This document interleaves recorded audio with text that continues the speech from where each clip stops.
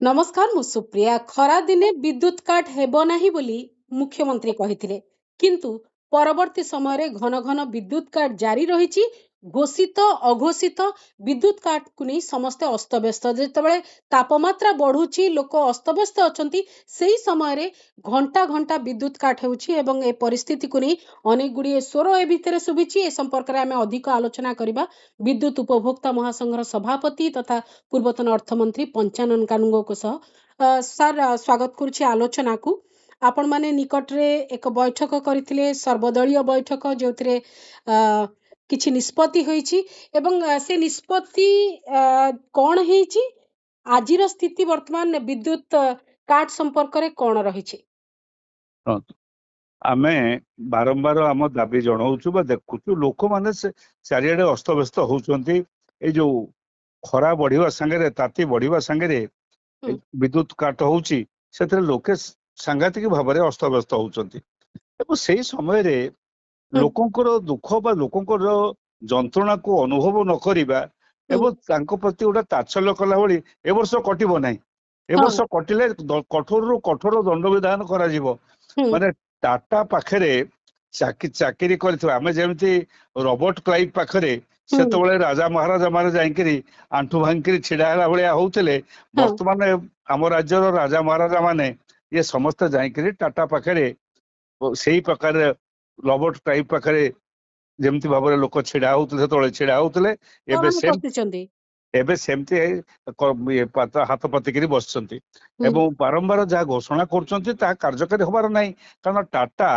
तार मनमानी नहीं करी तार व्यवस्था नहीं करी कार्य करुछि आमर काली बैठक बसथिला आमर सर्वदलीय सबु आमर जो मेंबर माने समस्त बसिथिले आमे ए संपर्क रे दुईटा बड़ निष्पत्ति नैछु जदि एता न कमिला ए कथा दिने दिन भितर न कमिला ताले आमे टाटा ऑफिस पाखरे बा आमे खूब शीघ्र कार्यानुष्ठान करी को जगह आंदोलन करिवु एवं जेते जोठी लोकंकर आंदोलन होउची तांको मध्य आमे समर्थन जणाइछु विद्युत उपभोक्ता संघ महासंघ तरफ कारण हाँ जदि भी कौन भिड़ हिंसा हुए कौ जगह से टाटा दायी रहिबो सरकार दायी रहिबे आ भीतर तो ओआरसी चेयरमैन पदरु प्रदीप जेना इस्तीफा दे सारे कारण से मु तांको जानिछि कलेक्टर अवस्था कटक कलेक्टर थिबा समय ठारू एवं से जने गोटे लोकंक प्रति दया थिबा एवं लोकंक सहित लोकंक समस्या को बुझुथिबा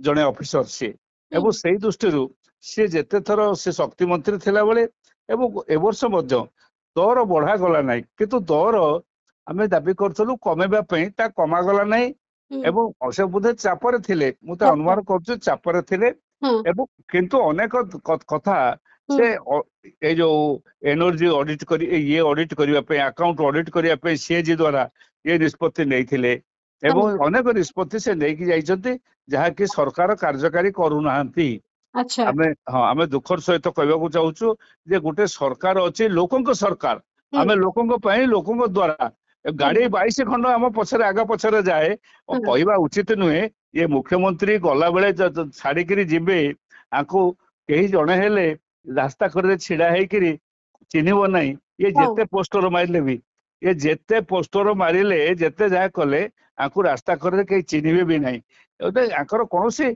आंको कहीं डाकिबे भी ना मैंने गोटे पावर रे थिला बेले लोकंकर समस्या प्रति किछि जत्न नउ नांती रातिर ज्वाला जेतले सबुठी अछि सबु प्रकार ऑस्टेरिटी मेजर लोक नियंतु बोली चिंता करा जाउची एसी जला लगाओनी लाइट देखिकी कर सबु थरे एक कथा कुहा जाउची किंतु जोठी खर्च काट करिवा कथा जो व्यवस्था गुडी को सुधारिवा कथा ए कथा जितेबाला आपण कहउचंती जे ओईआरसी रो अध्यक्ष चापरे थिले से बोधे तांको कथा रखी पारु नथिले किंतु केवल एतिकी ना आउ किछि कथा भी अछि नहीं मु भाबुची सेटा ही होची इंपोर्टेंट कथा मोर काहे कि ना से आंकर लोकंक पई गोटे संवेदना अछि कार ओएरसी कर हां माने आकर रेगुलेटरी कमिशन कर से दृष्टि से बोधे आंकर जो चाप सी चाहिए गोटे कथा करि पारि नांती हुए तो से रिजे इस्तीफा दे दियंती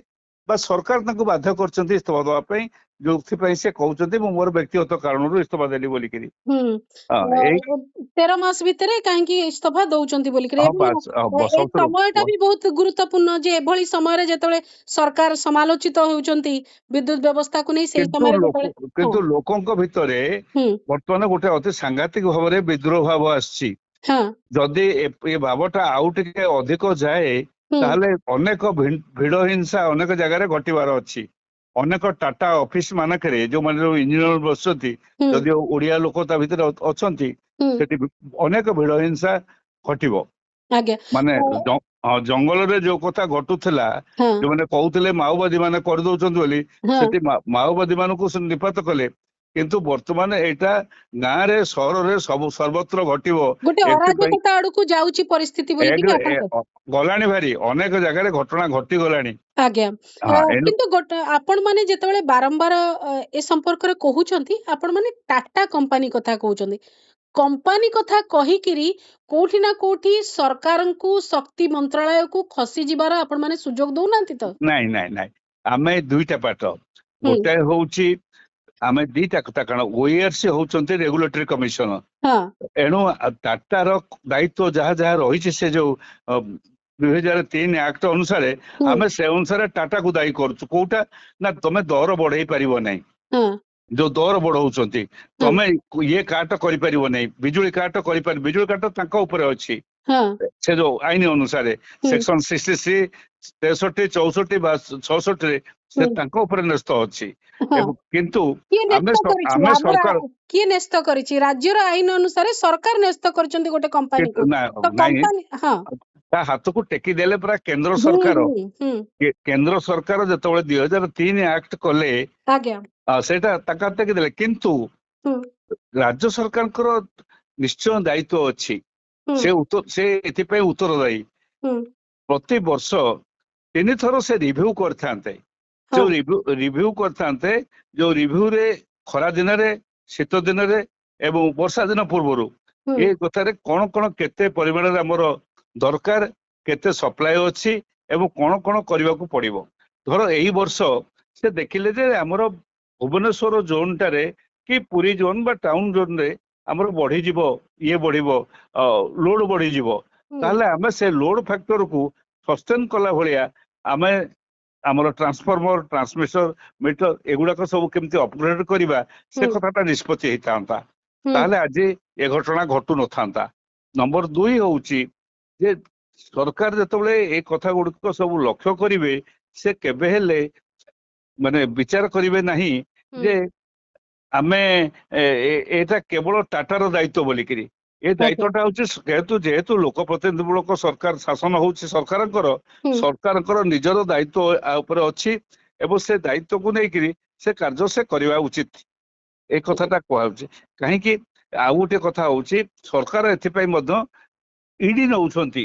ଆଜ୍ଞା ପ୍ରତ୍ୟେକ ବ୍ୟକ୍ତି ଠାରୁ ହୁଁ ଏନର୍ଜି ଡ୍ୟୁଟି ବୋଲିକିରି ଗୋଟେ ଆଜ୍ଞା ପଇସା ପ୍ରତି ମାସରେ ନଉଛନ୍ତି ହୁଁ ହୁଁ ଏବଂ କୋଟି କୋଟି ଟଙ୍କା ସରକାର ନଉଛନ୍ତି। ହୁଁ ଅପଗ୍ରେଡ କରିବା ଦାୟିତ୍ୱ ସରକାରଙ୍କର, କାର୍ଯ୍ୟ ଆଜ୍ଞା ସରକାରଙ୍କର, ହୁଁ ତାହା ସେ କଲେ ନାହାନ୍ତି। କିନ୍ତୁ ବର୍ତ୍ତମାନ ପାଇଁ କି ହୁଁ ଏଇ ଯୋଉ କାଟ ହଉଛି, ସେ ଆଜ୍ଞା କାଟର ମୁଖ୍ୟ ଦାୟୀ ହଉଛନ୍ତି ଟାଟା। ହୁଁ କାରଣ ଏଇ ଯୋଉ ବିଦ୍ୟୁତ କାଟ ହବା ପଛରେ ହୁଁ ଦୁଇଟା ମୁଖ୍ୟ କାରଣ।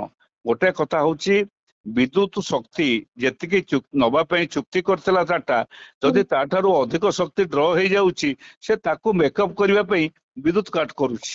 ହଁ ଆକୁ ଅନ୍ୟ ନାମରେ ବିଦ୍ୟୁତ ଚୋରି ବୋଲିକିରି କୁହାଯାଇ ପାରିବ। ଆଚ୍ଛା ଏଣୁ ଓକେ ସେଇ ଦୃଷ୍ଟିରୁ ହୁଁ ଟାଟା ଉପରେ ଆମେ ବାରମ୍ବାର ହାମର କରୁଛୁ। ଟାଟା ଆଚ୍ଛା କମ୍ପାନୀ ଛାଡି ଚାଲି ଯାଉ। ଏଇ ଖରା ଟାଟା ଦିନିଆ ବ୍ୟବସ୍ଥା ପାଇଁ ନାଇଁ ନାଇଁ ଯୋଉ ହଁ ନାଇଁ, ଟାଟା କମ୍ପାନୀ ଯଦି ପାରୁନାହିଁ, ହଁ ଛାଡି ଚାଲି ଯାଉ। ତାପରେ ହଁ ବାଧ୍ୟ ହବ ଯେ ଆମେ ଆମେ ଓଡିଶାରେ ପାରୁନୁ। ଆମେ ଦେଖିବୁ ଓଡିଶା ସରକାରଙ୍କ ଉପରେ କେତେ ଚାପ ପଡୁଛି ବା ଓଡିଶା ସରକାର କରୁଛନ୍ତି କଣ। ଆଉ ଆଚ୍ଛା ଟାଟା, ହଁ ଏଇ ଯୋଉ ଟାଟା ଖରା ଦିନିଆ ଯୋଉ ରହିଛି ନିଶ୍ଚିତ ଭାବରେ ଲୋକ ଅଧିକ ଏଇ ସମୟରେ ହିଁ ବିଦ୍ୟୁତ ର ଆବଶ୍ୟକତା କରିବେ।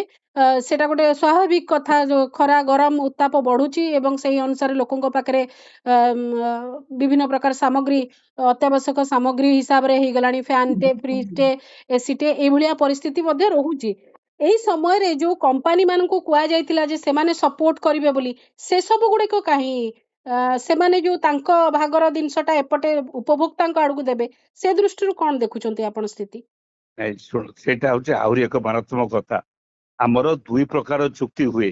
ହଁ ଯେ କମ୍ପାନୀ ମାନଙ୍କ ସାଙ୍ଗରେ ଗୋଟେ ଚୁକ୍ତି ହୁଏ, ହୁଁ ଯୋଉ କମ୍ପାନୀ ମାନେ ଆଇପିପି ଆଉ ଏଇ ଯୋଉ ଇଏ ଅଛନ୍ତି ମାନେ କ୍ୟାପ୍ଟିଭ ପାୱାର ପ୍ଲାଣ୍ଟ ସିପିପି। ହଁ ହଁ ହଁ, କ୍ୟାପ୍ଟିଭ ପାୱାର ପ୍ଲାଣ୍ଟ ମାନେ ତାଙ୍କର ଯାହା ଅଧିକ ବଳିବ ହଁ ତାଙ୍କର କାରଖାନା ଠାରୁ ସେ ଦବା ପାଇଁ ଗୋଟେ ଏଗ୍ରିମେଣ୍ଟ କରିଛନ୍ତି। ଡାଇଭର୍ଟ କରିବେ ଉପଭୋକ୍ତାଙ୍କ ଆଡକୁ ଘରୋଇ ଉପଭୋକ୍ତାଙ୍କୁ। ହଁ ଆଇପିପି ମଧ୍ୟ ହୁଁ ଦବା ପାଇଁ କି ଗୋଟେ ଏଗ୍ରିମେଣ୍ଟ କରିଛି।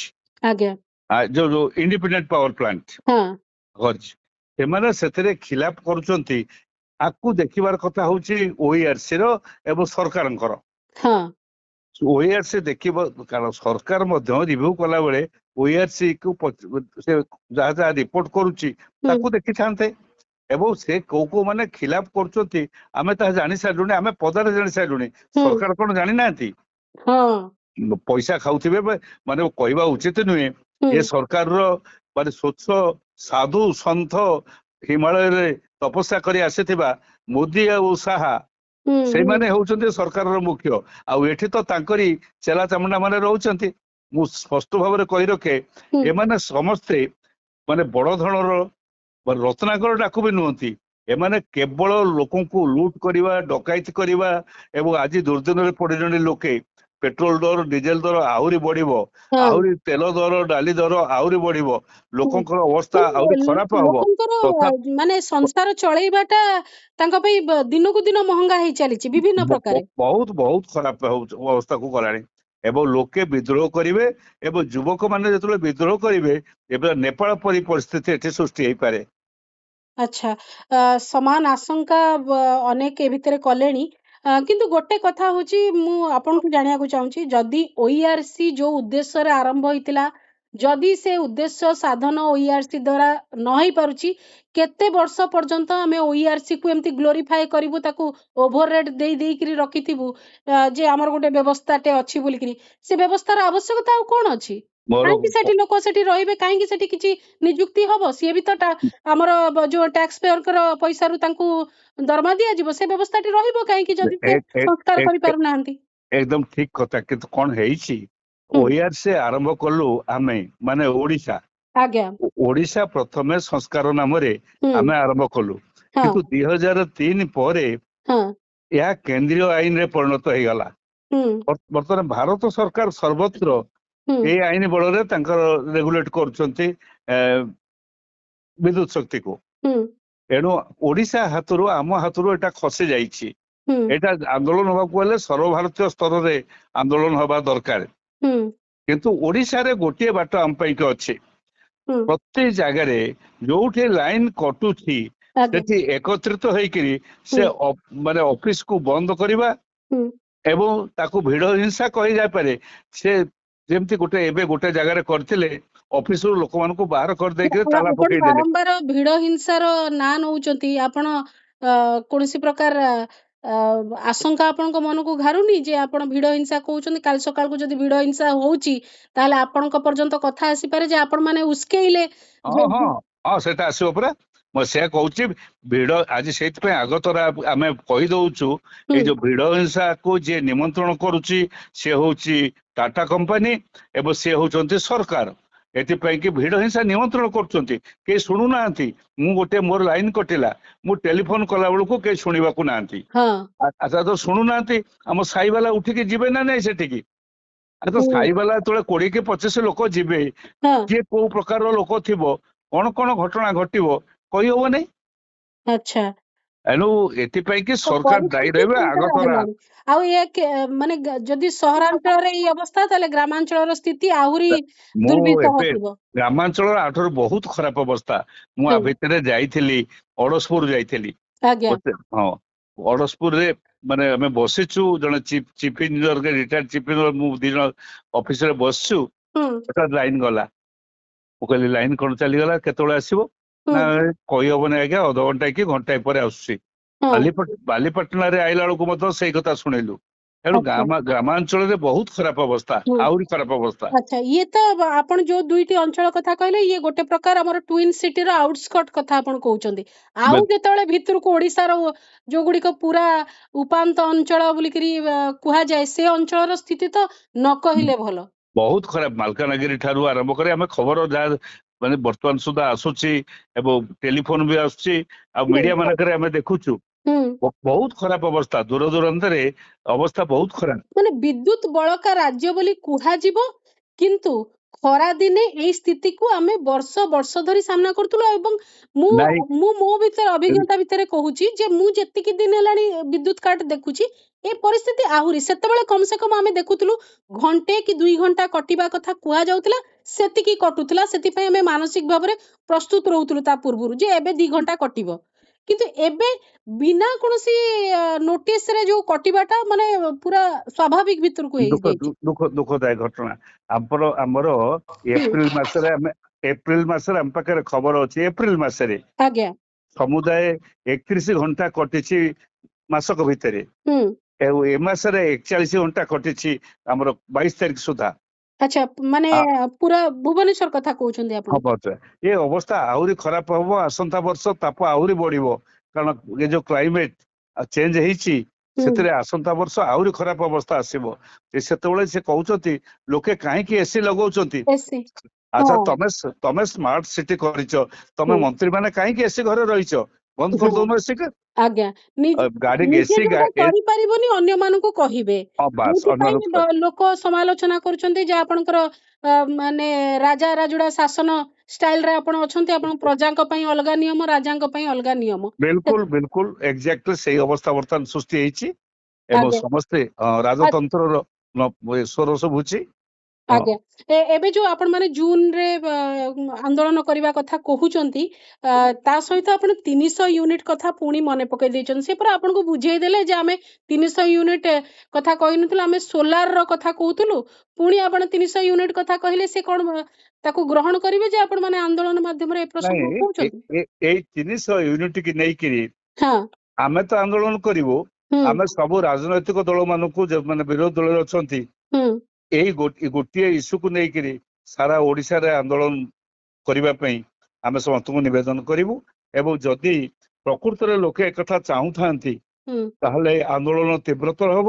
ଯେ ମନ୍ତ୍ରୀ ମାନେ ପଦାରେ ବୁଲି ପାରିବେ ନାହିଁ ହୁଁ ଆଉ ମନ୍ତ୍ରୀ ମାନଙ୍କର ମାନେ ପଦାରେ ବୁଲିବେ ନାହିଁ ଏବଂ ଆସନ୍ତା ନିର୍ବାଚନ ପଞ୍ଚାୟତ ନିର୍ବାଚନରେ ହୁଁ ଲୋକମାନେ ଏହାର ଜବାବ ଦେବେ ଯଦି ପ୍ରକୃତରେ ହନ୍ତସନ୍ତ ହଉଥାନ୍ତି। ଆଜ୍ଞା ଆଉ ଗୋଟେ କଥା ଆପଣଠୁ ଜାଣିବି, ଯେହେତୁ ଉପଭୋକ୍ତାଙ୍କର ବିଦ୍ୟୁତ ଉପଭୋକ୍ତାଙ୍କର ସଂଖ୍ୟା ବଢିଛି, ସମୟକ୍ରମେ ବଢିବା ଉଚିତ ମଧ୍ୟ। ତାହା ଗୋଟେ ଫଣ୍ଡାମେଣ୍ଟାଲ ରାଇଟ୍ସ ଭିତରକୁ ଆସିଗଲାଣି ଯେ ଆମର ଏତିକି ଏତିକି ଜିନିଷ ଦରକାର, ତା ଭିତରେ ବିଜୁଳି ଭଳିଆ ସେଇଭଳିଆ ଜିନିଷଟେ ରହିଛି। ତ ଉପଭୋକ୍ତାଙ୍କ ସଂଖ୍ୟା ବଢିବା ମଧ୍ୟ ଠିକ, କିନ୍ତୁ ଆମର ହଁ ଭିତ୍ତିଭୂମି ଠିକ ହେଇପାରୁନି। ଆମେ ସମସ୍ତଙ୍କୁ ବର୍ତ୍ତମାନ କହୁଛୁ ଆପଣ ପେଟ୍ରୋଲ ଗାଡି ଛାଡି ଇଭି ଚଲାଅ, କିନ୍ତୁ ଇଭି ଯେତେବେଳେ ଚାଲିବ ତାକୁ ବ୍ୟାଟେରୀର ଚାର୍ଜିଂ ପାଇଁ କେତେ ଇଲେକ୍ଟ୍ରିସିଟି ଆଉ ଦରକାର ପଡିବ, ସେଥିପାଇଁ ଆଉ କଣ ଭିତ୍ତିଭୂମି ଦରକାର, ସେ ଚାପ ପାଇଁ ଆମେ କେତେ ପ୍ରସ୍ତୁତ, ଉତ୍ପାଦନ କେମିତି ହେଇପାରିବ। କୌଣସି ଜିନିଷର ଗୋଟେ କାଲକୁଲେସନ ହୋମୱାର୍କ ନ ହେଇକିରି ଲୋକଙ୍କ ପର୍ଯ୍ୟନ୍ତ ଗୋଟେ କଥା ଖାଲି ପହଞ୍ଚା ଯାଉଛି କି? ଗତ 10 ବର୍ଷ ଭିତରେ ହୁଁ 64 ଲକ୍ଷ ଉପଭୋକ୍ତାଙ୍କ ସଂଖ୍ୟା ବଢିକିରି ହଁ ବର୍ତ୍ତମାନ 1,21,00,000 ହେଇଛି।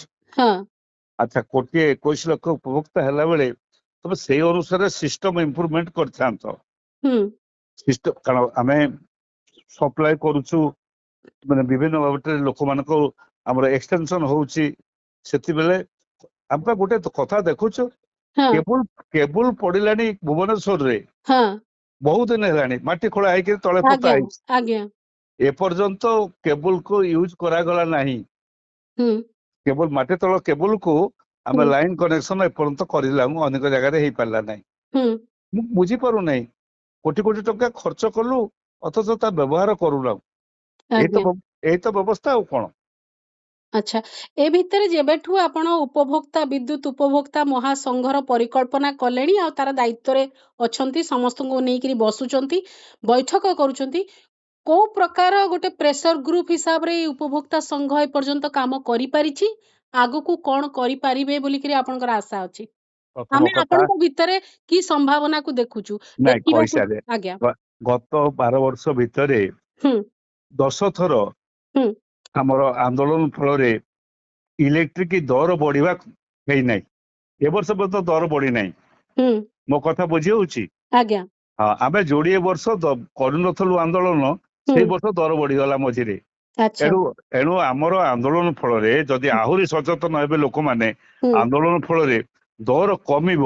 କାରଣ ଆମେ ହିସାବ କରି ଦେଖେଇଛୁ ୟୁନିଟ ପିଛା ଟଙ୍କାଏ 20 ପଇସା କମିବା କଥା। ହୁଁ ଏଣୁ ଦର କମିବ ଯଦି ଲୋକ ଆନ୍ଦୋଳନଟା ଆହୁରି ଜୋରଦାର ଆମେ କରିପାରିବୁ ଏବଂ ଲୋକମାନଙ୍କୁ ସମ୍ପୃକ୍ତି ନେଇପାରିବୁ।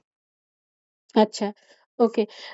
ତ ଆପଣ ଭାବୁଛନ୍ତି ଯେ ଜୁନ ମାସରେ ଯୋଉ ପ୍ରକାର ଆନ୍ଦୋଳନ ତାର ପ୍ରଭାବ ରହିବ, କିନ୍ତୁ ଲୋକଙ୍କ ସଚେତନତା ଉପରେ ନିର୍ଭର କରୁଛି ଯେ ପ୍ରଭାବ ବିଲକୁଲ କେତେ ପଡିବ। ବିଲକୁଲ ବିଲକୁଲ ପଡିବ ଓକେ। ପଡିବ ଲୋକଙ୍କର ସଚେତନତା ଉପରେ ହୁଁ ସରକାର ବଦଳି ଯାଏ। ଆଉ ଇଏ କଣ ସଚେତନତା ହବ ନାଇଁ କଣ ସୃଷ୍ଟି କଲେ ମାନେ ସରକାର ଥରର ହବ ନାଇଁ କଣ? ଆଚ୍ଛା। ସବୁ ନିର୍ଭର କରୁଛି ଲୋକ ସଚେତନତା ଉପରେ। ଆଚ୍ଛା, ଏ ବିଜୁଳି ବ୍ୟବସ୍ଥାକୁ ସୁଧାରିବା ପାଇଁ, ସେଥିରେ ସଂସ୍କାର ଆଣିବା ପାଇଁ ମଧ୍ୟ ଅସରପା ଆବଶ୍ୟକ ହେଲେଣି। ଶୁଣନ୍ତୁ, ବିଜୁଳି ଅବସ୍ଥା ସୁଧାରିବା ପାଇଁ ଆମେ ଏବେ ବି ଏଇ କଥା କହୁଛୁ। ଯଦି ସରକାର ପ୍ରକୃତରେ ହୁଁ ଲୋକଙ୍କ ସରକାର ବୋଲି ବିଚାର କରୁଥାଏ, ତାହେଲେ ସୁଧାରିବାର ବ୍ୟବସ୍ଥା ଆ ଭିତରେ କରିବେ। ହୁଁ ଆଉ ସେ ତ ବାରମ୍ବାର କହୁଛନ୍ତି, କିନ୍ତୁ କାର୍ଯ୍ୟରେ ଲାଗୁ କରୁନାହାନ୍ତି। ହୁଁ ମୁଁ ଭାବୁଛି କିଛି ପରିମାଣରେ ୟା ଭିତରେ ସେ କରିବେ, ଯଦି ଲୋକଙ୍କ ପାଇଁ କି ପ୍ରକୃତରେ ସେ କିଛି କରିବାକୁ ଚାହାନ୍ତି। ଆଜ୍ଞା। ମୋର ପ୍ରଶ୍ନ କିନ୍ତୁ ଥିଲା ଯେ ବିଦ୍ୟୁତର ଯୋଉ ବିଭ୍ରାଟ ରହିଛି, ସେ କ୍ଷେତ୍ରରେ ସଂସ୍କାର ଆଣିବା ପାଇଁ ମଧ୍ୟ ଗୋଟେ ଅସରପା ଯୋଉ ବର୍ତ୍ତମାନ ଚାଲିଛି କକ୍ରୋଚ, ତା ଭଳିଆ ଗୋଟେ ଚାପ ମଧ୍ୟ ଆବଶ୍ୟକ ହଉଛି କି? ହେଇପାରେ। ସେ ଯୋଉ କକରୋଚ ଆଜ୍ଞା ଯାହାକୁ ଡରିଲାଣି ବର୍ତ୍ତମାନ ମୋଦି ସରକାର ଡରିଲେଣି। ଆଜ୍ଞା ସେଇ ଯୋଉ କକରୋଚ ପାର୍ଟି, ଆଜ୍ଞା। ହଁ, ସେମାନେ ବର୍ତ୍ତମାନ ଆହୁରି ଅଧିକ ସକ୍ରିୟ ହେଇଯାଇ ପାରନ୍ତି ଏବଂ ଓକେ। ହଁ ତାଙ୍କର ଯୋଉମାନେ ଥଟା ପରିହାସରେ ବହୁତ ବଡ କଥା କହିପାରୁଥିବେ। ହଁ କରିପାରିବେ। ଆଜ୍ଞା। ଓକେ।